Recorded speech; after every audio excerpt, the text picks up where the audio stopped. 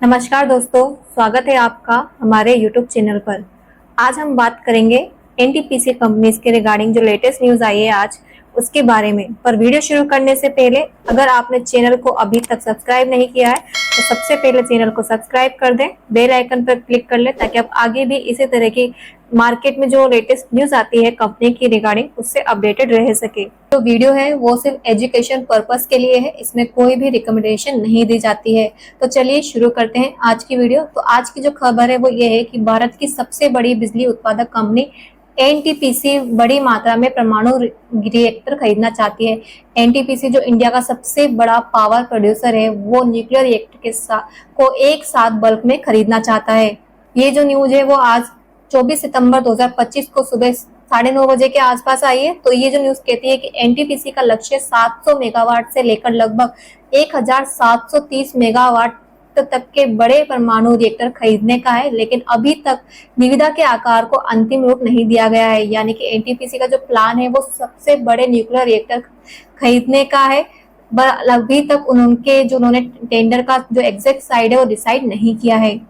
And NTPC limited ने परमाणु reactor की थोक खरीद के लिए सरकार से मंजूरी मांगी है, जो परमाणु ऊर्जा का क्षमता विस्तार करने के व्यापक राष्ट्रीय प्रयास का हिस्सा है, क्योंकि देश जीवाश्म ईंधन पर निर्भरता कम करना चाहता है। एनटीपीसी ने 2047 तक 100 गीगावाट परमाणु ऊर्जा क्षमता बनाने के भारत के प्रयास का नेतृत्व किया है, जो वर्तमान कुल क्षमता से 11 गुना अधिक है, और वह उस लक्ष्य का लगभग 1/3 स्थापित करने का प्रयास कर रही है।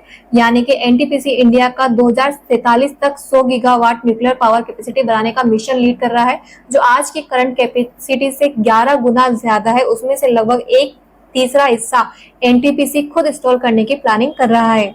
आगे न्यूज ये कहती है कि भारत की सबसे बड़ी सरकारी बिजली उत्पादक कंपनी एनटीपीसी 700 मेगावाट से लेकर लगभग 1730 मेगावाट तक की बड़ी इकाइयां खरीदने की योजना बना रही है, लेकिन मामले की जानकारी रखने वाले लोगों के अनुसार अभी तक निविदा का आकार तय नहीं हुआ है। बातचीत अभी भी निजी की होने के कारण नाम न बताने की शर्त पर सूत्रों ने बताया कि थोक में खरीद करके एनटीपीसी को कुल लागत कम करने की उम्मीद है। यानी कि ये जो न्यूज है ये कहना चाहते हैं कि इंडिया का सबसे बड़ा पावर प्रोड्यूसर एनटीपीसी जो गवर्नमेंट कंपनी है प्लान कर रहा है बड़े न्यूक्लियर यूनिट्स खरीदने का, जो 700 मेगावाट से लेकर 1730 मेगावाट तक के साइज का हो सकते हैं, लेकिन अभी तक टेंडर का जो फाइनल साइज है डिसाइड नहीं हुआ है। सोर्सेस के अकॉर्डिंग बल्क में खरीदने से एनटीपीसी का एम है कि ओवरऑल कॉस्ट कम हो जाए। ये बात फिलहाल प्राइवेट डिस्कशन का पार्ट है, इसलिए उन लोगों ने अपने नाम नहीं बताए। की न्यूज कहती है कि एनटीपीसी ने 2047 तक 100 गीगावाट परमाणु ऊर्जा क्षमता बनाने के भारत के अभियान का नेतृत्व किया है, जो वर्तमान कुल क्षमता से 11 गुना ज्यादा है, और वह इस लक्ष्य का लगभग 1/3 स्थापित करने का लक्ष्य लेकर चल रही है। निजी निवेश आकर्षित करने के लिए मौजूदा कानूनों में बदलाव करने की नई दिल्ली की योजना परमाणु ऊर्जा में वैश्विक पूर्ण जागरण के बीच आई है, जिसे व्यापक रूप से 2400 घंटे कम कार्बन उत्सर्जन वाली बिजली उत्पादन के साधन के रूप में देखा जाता है। तो अगर मैं आपको एक सिंपल लैंग्वेज में समझाऊं कि ये न्यूज क्या कहना चाहती है, तो ये कहना चाहती है एनटीपीसी इंडिया का न्यूक्लियर पावर टारगेट लीड कर रहा है, जिसमें 2047 तक 100 गीगावाट कैपेसिटी बनानी है, जो आज की कैपेसिटी से 11 गुना ज्यादा होगी। इसमें से लगभग 1/3 हिस्सा एनटीपीसी खुद इंस्टॉल करना चाहती है। साथ ही न्यू दिल्ली एग्जिस्टिंग लो को बढ़ाने का प्लान कर रही है, ताकि प्राइवेट इन्वेस्टमेंट अट्रैक्ट किया जा सके। ये सब हो रहा है कि ग्लोबल ऑटोनॉमी एनर्जी रिवाइवल के बीच में, जैसे 24/27 यानी 24 घंटे 7 दिन लो कार्बन पावर जनरेट करने का एक स्ट्रॉन्ग सॉल्यूशन माना जा रहा है। एनटीपीसी और भारत के परमाणु ऊर्जा विभाग ने टिप्पणी के लिए भेजे गए ईमेल अनुरोधों का अभी तक कोई जवाब नहीं दिया है।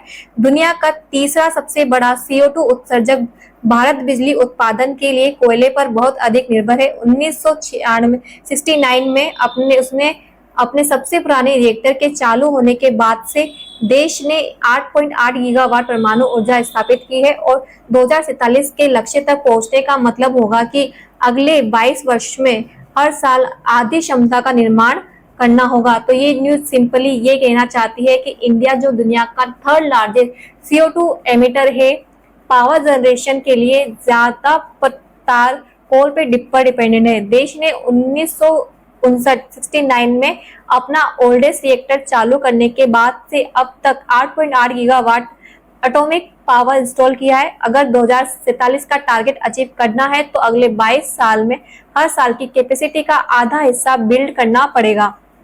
इन क्षेत्रों को अनेक चुनौतियों का सामना करना पड़ रहा है, जिसमें सुरक्षित स्थलों की पहचान करना, विभिन्न प्रकार की रिएक्टर प्रौद्योगिकी के लिए आपूर्तिकर्ताओं को ढूंढना और सबसे महत्वपूर्ण स्थानीय समर्थन प्राप्त करना शामिल है। इस सेक्टर का कोई चैलेंजेस का सामना है, जिसे सेफ साइट्स आइडेंटिटी करना, अलग अलग रिएक्टर्स टेक्नोलॉजीज के लिए सप्लायर्स ढूंढना और सबसे इम्पोर्टेंट लोकल लोगों को सपोर्ट करना।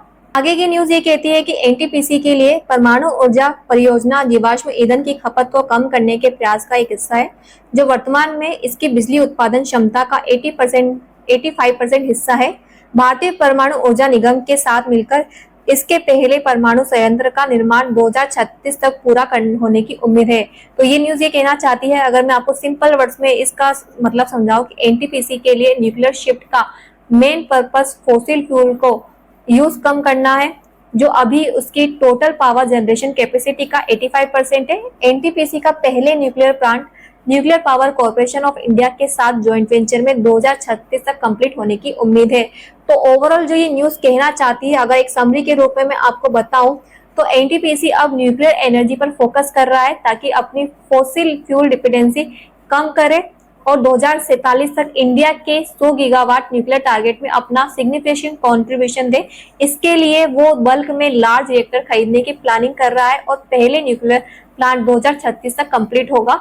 अब ये तो हमने कंपनी की रिगार्डिंग जो न्यूज आई थी एनटीपीसी के रिगार्डिंग वो देख ली है। अब बात करते हैं एक बार कि आज कंपनी का जो शेयर प्राइस है वो क्या चल रहा है, फिर हम देखेंगे कि इस न्यूज का जो इम्पैक्ट है वो क्या हो सकता है। इस कंपनी का शेयर प्राइस चल रहा है 12:30 बजे के आसपास 348.25 चल रहा है, यानी कि 5 रुपए यानी 1.53% से कंपनी का जो शेयर प्राइस है अच्छा इंक्रीज दिखने को मिल रहा है। जैसे कि ओवरऑल जो मार्केट है आज डाउन है, पर कंपनी का जो एनटीपीसी का शेयर प्राइस है वो इंक्रीज है, वो भी 5 रुपए से लगभग 1.53% से इंक्रीज दिख रहा है। तो अभी आज जो है कंपनी की परफॉर्मेंस अच्छी चल रही है। एंड अगर हम कंपनी के फाइनेंशियल परफॉर्मेंस की बात करें तो कंपनी की जो फाइनेंशियल परफॉर्मेंस है इतनी ज्यादा स्ट्रॉन्ग नहीं है। कंपनी के जो रिटर्न है, सेल ग्रोथ है वो लगभग 5% से इंक्रीज रही थी एक साल के अंदर, जो काफी ज्यादा लो है परसेंटेज ग्रोथ की। रिटर्न ऑन इक्विटी और रिटर्न ऑन कैपिटल एम्प्लॉयड भी कंपनी के जो कंसिस्टेंट ग्रोथ में नहीं रहे हैं और ज्यादा अच्छे परसेंटेज में कंपनी रिटर्न नहीं दे रही है। कंपनी का डेट टू इक्विटी रेशियो भी 1 से ज्यादा है।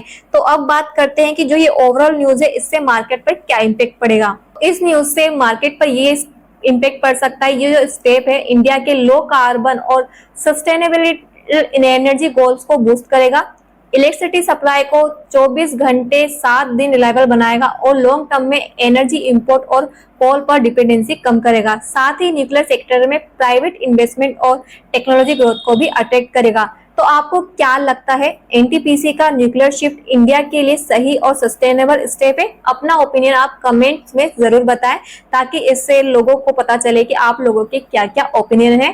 तो आज की न्यूज मैं यहीं पे समाप्त करती हूँ। मिलते हैं नेक्स्ट न्यूज के साथ। तो उस न्यूज को देखने के लिए जो आगे अपडेटेड होती रहती है, चैनल को अभी सब्सक्राइब कर लें ताकि आप आगे भी इसी तरह की लेटेस्ट न्यूज से अपडेटेड रह सके।